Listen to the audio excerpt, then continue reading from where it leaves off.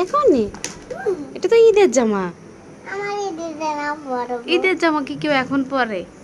আমার ঈদে পরবা? ঈদে পরে যাবো। পরবো। একটু যাও, ওইদিকে যাও।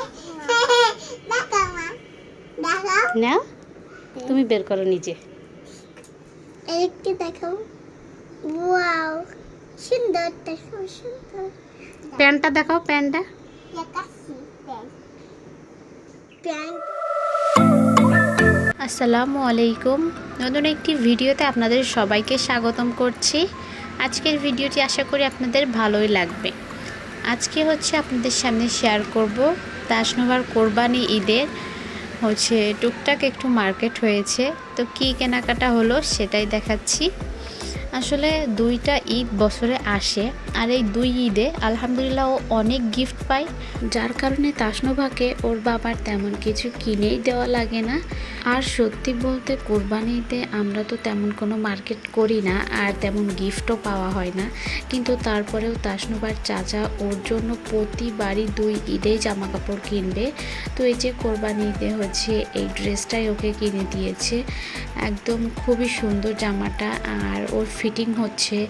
এর আগে ওর চাচা যতগুলা জামা ওকে দিয়েছে সবই ওর বড় হতো, বাট এইবারের জামাটা একদম খুব সুন্দর ফিটিং, আর এখনই পরতে পারবে তেমন একটি ড্রেস হয়েছে আর কি।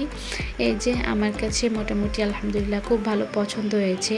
আর একটা কথা কি জানেন, গিফট আমি খুব পছন্দ করি, সেটা যেমনই হোক আমি অনেক খুশি হয়ে সেটা ব্যবহার করি আমার অথবা আমার সন্তানদের জন্য।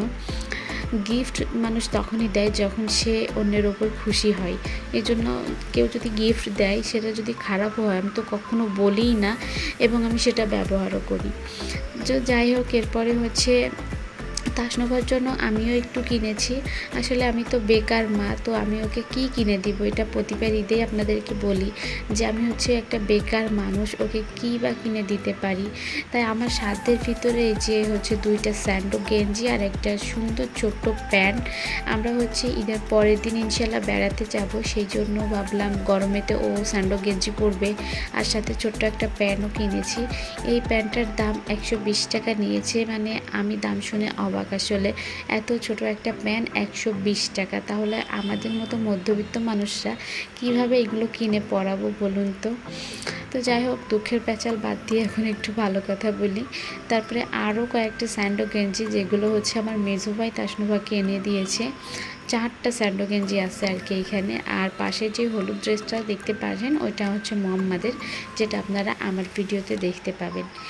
আর তাসনুভার বাবা তাসনুভাকে একটা ঘড়ি কিনে দিয়েছে। আমার ভাইপো ভাইজি সবার ঘড়ি আছে, তো এই জন্য ও বারবার ঘড়ি দেখে বায়না করে। যদিও গতবার আমার বড় ভাই একটা কিনে দিয়েছিল, তবে অনেকটাই নষ্ট করে ফেলেছে সেইটা।